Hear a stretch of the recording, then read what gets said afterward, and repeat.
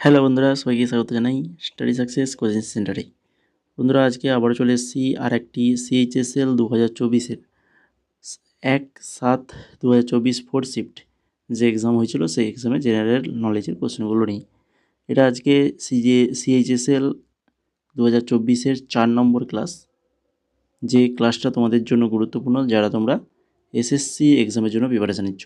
এসএসসির যে কোনো exam, CHSL, MTS, GD, CGL, steno, JE, প্রত্যেকটা এক্সামের জন্য কিন্তু এই কোশ্চেনগুলো খুবই গুরুত্বপূর্ণ। তো সবাইকে বলবো ফার্স্ট থেকে লাস্ট অবধি ক্লাসটা দেখো। যে সকল কোশ্চেনের এক্সট্রা ডিটেলস দরকার সেগুলো কিন্তু এক্সট্রা ডিটেলস দিয়েই আমরা আলোচনা করব। যদি ক্লাসটা ভালো লেগে থাকে আগে ক্লাসটা দেখো, যদি ভালো লেগে থাকে তো অবশ্যই লাইক, কমেন্ট, শেয়ার এবং চ্যানেলটাকে সাবস্ক্রাইব করতে ভুলবে না। আর আমাদের টেলিগ্রাম চ্যানেল রয়েছে এবং হোয়াটসঅ্যাপ চ্যানেল রয়েছে, দুটো চ্যানেল রয়েছে স্টাডি সাকসেস কোচিং সেন্টার নামে। এই দুটো চ্যানেলের লিঙ্ক তোমরা ডেসক্রিপশানে পেয়ে যাবে, সেখান থেকে কিন্তু অবশ্যই জয়েন হয়ে যাবে, যেখানে আমাদের বিভিন্ন ইম্পর্ট্যান্টস নোটসগুলো কিন্তু দেওয়া হয়।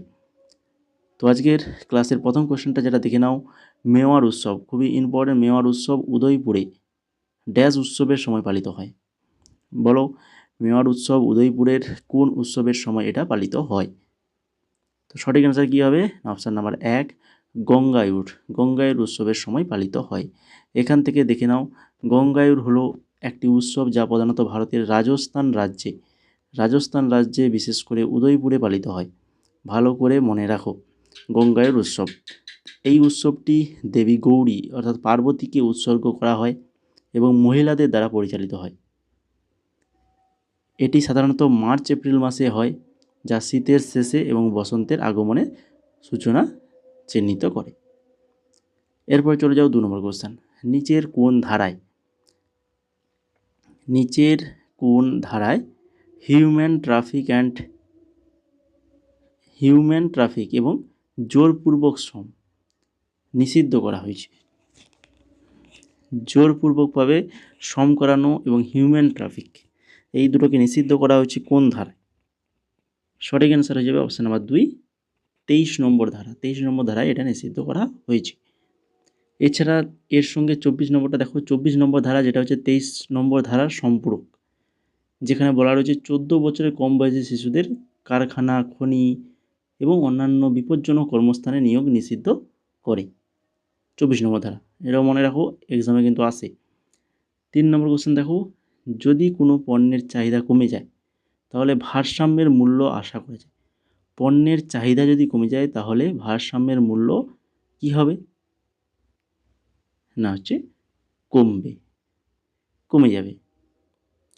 তারপরে দেখো, কাচিন মানাও উৎসব কোন দেশে পালিত হয়? মায়ানমার, মালদ্বীপ, শ্রীলঙ্কা না নেপাল? সঠিক অ্যান্সার অপশান নাম্বার 1, মায়ানমারে পালিত হয়। এই কাচিন মানাও উৎসব মায়ানমারে পালিত হয়। এই উৎসবটি মায়ানমারের প্রধান জাতিগোষ্ঠীর মধ্যে একটি কাচিন জনগোষ্ঠী জন্য একটা গুরুত্বপূর্ণ সাংস্কৃতিক অনুষ্ঠান। আর এই উৎসব সাধারণত জানুয়ারি মাসে অনুষ্ঠিত হয়। তাহলে কাচিন মানাও উৎসব মায়ানমারের পালিত হয়। মায়ানমারের প্রধান জাতিগোষ্ঠীর মধ্যে একটা কাচিন জাতিগোষ্ঠী যেটা রয়েছে, তারা কিন্তু এই অনুষ্ঠানটা পালন করে থাকে। তারপরে দেখো 5 নম্বর, ট্রপোস্ফিয়ার এবং স্ট্র্যাটোস্ফিয়ার দুটো স্তর রয়েছে পরপর। যে অঞ্চলটি বিচ্ছিন্ন করে, এই দুটো স্তরকে যে অঞ্চলটি বিচ্ছিন্ন করে তাকে কি বলে? তাকে বলা হয় ট্রপোপোজ বলা হয়। এই ট্রপোস্ফিয়ার তোমরা জানো, যেটা আমরা যে স্তরে রয়েছি একদম সবচেয়ে নিচের স্তর, এখানে পৃথিবীর সমস্ত রকম আবহাওয়া ঘটিত যে বৃষ্টি, ঝড় এগুলো হয়ে থাকে। আর স্ট্র্যাটোস্ফিয়ার ঠিক তার উপরে রয়েছে, ট্রপোস্ফিয়ারের উপরে, যেখানে ওজোন স্তর রয়েছে। সেই ওজোন স্তর কী করে? সূর্য থেকে আগত তীরবেগুনি রশ্মিগুলোকে শোষণ করে। তারপরে দেখো 6 নম্বর কোশ্চেন, নিম্নলিখিত সঠিকভাবে মেলান, এটাকে আমাদেরকে মেলাতে হবে। কী কী দেওয়া রয়েছে দেখো, কোম্পানির ধরন দেওয়া রয়েছে আর কোম্পানির নাম দেওয়া রয়েছে। কী কী না, পাবলিক সেক্টর কোনটা হবে বলো? এ বি, নিচে যে অপশানগুলো রয়েছে এবিসির মধ্যে কোনটা পাবলিক সেক্টরের মধ্যে পড়ছে? পাবলিক সেক্টর হচ্ছে এই যে ভারত হেভি ইলেকট্রিক্যালস লিমিটেড, এটা কিন্তু পাবলিক সেক্টর। ঠিক আছে। তারপরে দেখো বেসরকারি খাত, বেসরকারি খাত যেটা হচ্ছে এই যে tata iron and steel company, এটা বেসরকারি খাত। আর জয়েন্ট সেক্টর যেটা হচ্ছে এই যে অয়েল ইন্ডিয়া লিমিটেড, যেটা জয়েন্ট সেক্টর। তাহলে দেখো এক যেটা সেটা তার সঙ্গে বিটা মিলছে, এর সঙ্গে 2 আর সেই সঙ্গে 3, মানে হচ্ছে এই যে অপশান নাম্বার 3 যেটা রয়েছে, অপশান নাম্বার 3 হয়ে যাবে সঠিক আনসার। তারপর দেখো 7 নম্বর, একটি দেশের আধুনিকায়ন এবং সামগ্রিক সমৃদ্ধির জন্য নিচের কোনটি বেশি গুরুত্বপূর্ণ?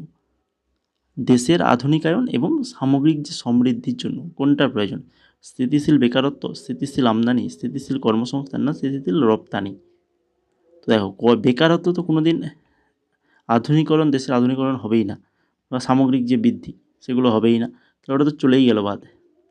তারপরে স্থিতিশীল আমদানি, না এটা তো স্থিতিশীল আমদানি, আধুনিকরণ বা বৃদ্ধি তো আসবেই না। স্থিতিশীল কর্মসংস্থান এটাই একমাত্র হতে পারে, স্থিতিশীল কর্মসংস্থান, এটা দেশের আধুনিকায়ন এবং সামগ্রিক সমৃদ্ধি কিন্তু বেশি গুরুত্বপূর্ণ, কিন্তু যেটাই আমাদের দেশে বা আমাদের রাজ্যে হয় না। কি কর্মসংস্থান, মানে কর্ম, এখন তো চাকরির কথা বাদই দিয়ে দাও। আর লাস্ট যে অপশানটা রয়েছে দেখো স্থিতিশীল রপ্তানি, স্থিতিশীল রপ্তানি, তো এটাও হবে না। তাহলে সবচেয়ে বেশি গুরুত্বপূর্ণ যেটা হচ্ছে কর্মসংস্থান, এর গুরুত্ব রয়েছে কিন্তু কম। ঠিক আছে, আমদানি রপ্তানি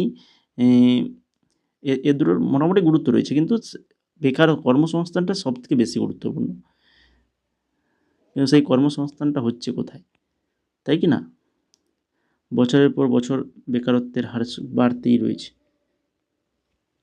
এরপর দেখো 8 নম্বর কোশ্চেন, স্বাধীনতার পর ড্যাশ সালে ভারতে আদমশুমারি আইন প্রণীত হয়?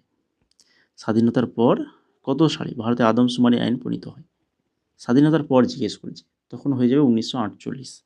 ঠিক আছে, 1948-এ ব্রিটিশ ভাইসরয় লর্ড মেয়রের অধীনে 1872 সালে শুরু হয়, কিন্তু 10 বছর অন্তর আদমশুমারি করার কথা। কিন্তু প্রথম সম্পূর্ণ আদমশুমারি যেটা 1881 সালে করা হয়েছিল, সর্বশেষ যেটা হয়েছে 2011 সালে, তারপরে তো আর হয়নি আদমশুমারি। 2011 সালে আদমশুমারি ছিল, 1872 সাল থেকে 15তম জাতীয় আদমশুমারি, আর হচ্ছে স্বাধীনতার পর থেকে সেটা 7ম, 7 নম্বর। তারপরে দেখো 9 নম্বরে, হিমালয়ের কোন উপবিভাগ কারেওয়া গঠনের জন্য বিখ্যাত? কারেওয়া কোন উপবিভাগ হিমালয়ের? না হচ্ছে এটা হচ্ছে কাশ্মীর হিমালয়, কাশ্মীর হিমালয়। 10 নম্বর দেখো, মোবাইল ডিভাইসের জন্য উচ্চগতির ওয়্যারলেস ডেটা ট্রান্সমিশন প্রদানের সাথে কোন প্রযুক্তি যুক্ত? মোবাইল ডিভাইসের জন্য উচ্চগতির ওয়্যারলেস ডেটা ট্রান্সমিশন প্রদানের সাথে কোন প্রযুক্তি যুক্ত? যেটা তোমরা দেখতেই পাবে মোবাইলে, এই যে LTE, তাই তো, LTE যেটা 4G নেটওয়ার্ক চিহ্নিত করে, 4G দেখতে পাবে উপরে মোবাইলে, দেখো তোমাদের নেটওয়ার্ক যেখানে রয়েছে সেখানে কিন্তু লেখা রয়েছে LTE। তো সেই LTEর ফুল ফর্ম কি? না হচ্ছে লং টার্ম ইভলিউশন। আর বাকি এখানে অপশানে যেগুলো রয়েছে, GPRS general packet radio service, WiMAX যেটা হচ্ছে ওয়ার্ল্ড ওয়াইড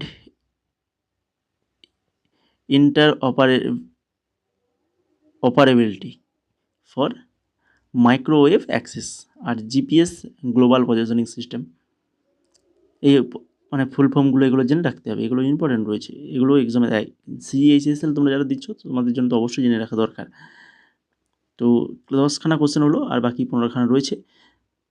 তো সেগুলো আলোচনা যাওয়ার আগে তোমরা কিছু কথা শুনে নাও। তোমরা এখনও যারা চ্যানেলটাকে সাবস্ক্রাইব করোনি বা ক্লাসটাকে লাইক করোনি, তো অবশ্যই করে দাও যদি ভালো লেগে থাকে। আর আমাদের টেলিগ্রাম চ্যানেল রয়েছে, যার লিঙ্ক তোমরা পেয়ে যাবে ডেসক্রিপশনে, সেখান থেকে টেলিগ্রামে অবশ্যই জয়েন করবে, যেগুলো বিভিন্ন নোটসগুলো আমরা দিয়ে থাকি সেগুলো কিন্তু পেয়ে যাবে।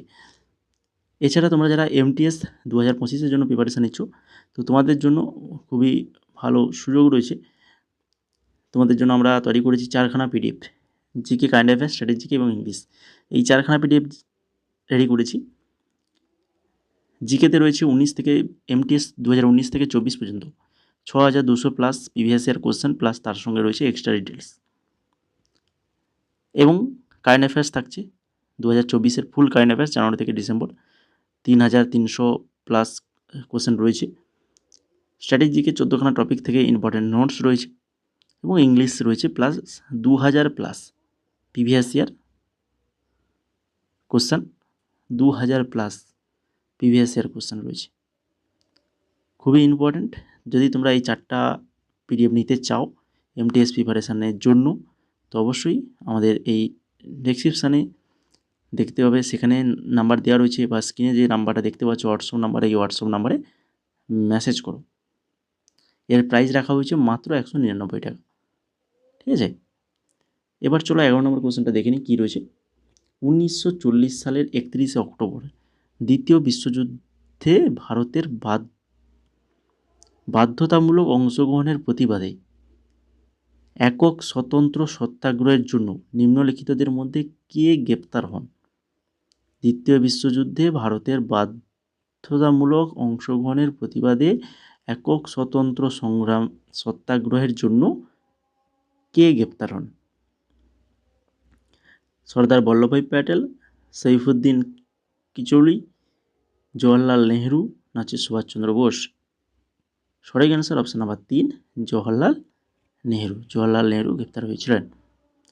12 নম্বর কোশ্চেন দেখো, 2021 সালে প্রায় 12,000 কাস্টমস ট্যারিফ আইটেমের জন্য সমস্ত কাস্টম পদ্ধতি এবং নিয়ন্ত্রণ সম্মতি সম্পর্কে তথ্যের বিনামূল্যে অ্যাক্সেস প্রদানের জন্য কোন সংস্থা ভারতীয় কাস্টমস কমপ্লায়েন্স ইনফরমেশন পোর্টাল অর্থাৎ সিআইপি চালু করেছিল? সঠিক অ্যান্সার হবে option number 2, central board for indirect taxes and customs. Option number 2 সঠিক আনসার। 13 নম্বর দেখো, নিচের তালিকাভুক্ত ফুটবল ক্লাবগুলির মধ্যে কোনটি ভারতের প্রাচীনতম ফুটবল ক্লাব কোনটা? Bombay FC, FC Cochin, Madras FC না হচ্ছে কলকাতা এফসি? তো সঠিক অ্যান্সার হয়ে যাবে অবশ্যই কলকাতা এফসি, যেটা হচ্ছে ভারতের প্রাচীনতম ফুটবল ক্লাব। 14 নম্বর দেখো, ড্যাশের লোকগানকে রাগানি বলা হয়? রাগানি কোথাকার লোকগানকে রাগানি বলা হয়?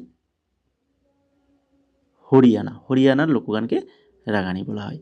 2023 আন্ডার-20 এশিয়ান অ্যাথলেটিক্স চ্যাম্পিয়নশিপে কোন ইভেন্টে সিদ্ধার্থ চৌধুরী ভারতের হয়ে স্বর্ণপদক জিতেছেন?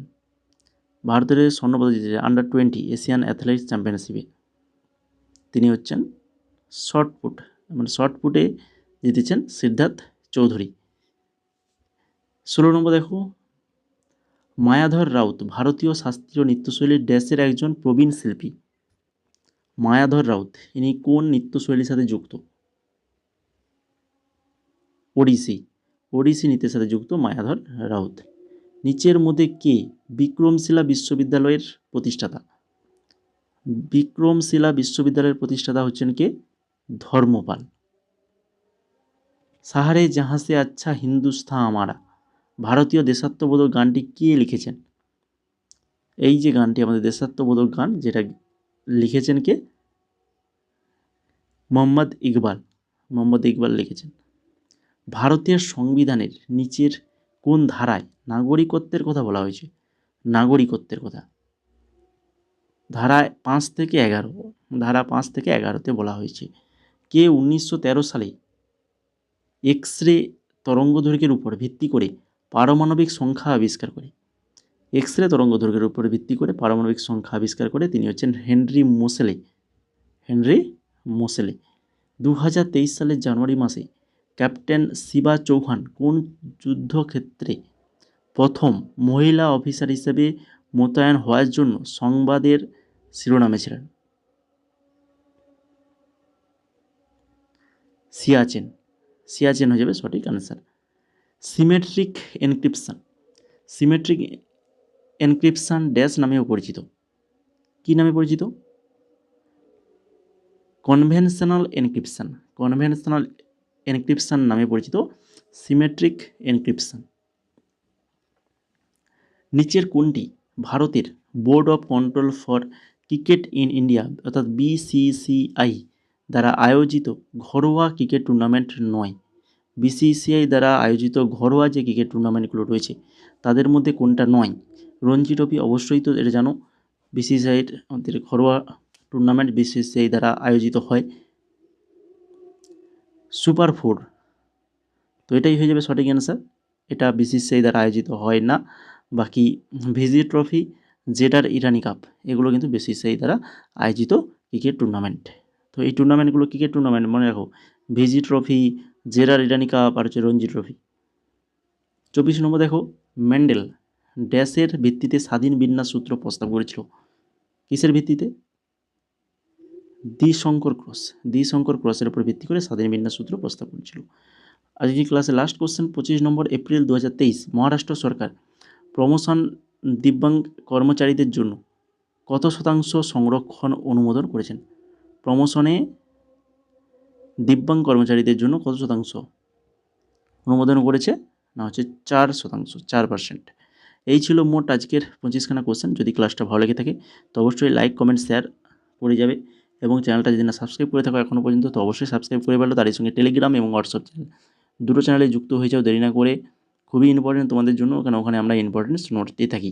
এছাড়া এমটিএস এবং হাবিলদার 2025-এর জন্য তোমরা যারা প্রিপারেশন নিচ্ছ তোমাদের জন্য যদি তোমরা এই পিডিএফটা নিতে চাও, 4খানা পিডিএফ 199 টাকা, তো অবশ্যই 6294528484 এই নম্বরে হোয়াটসঅ্যাপ করো।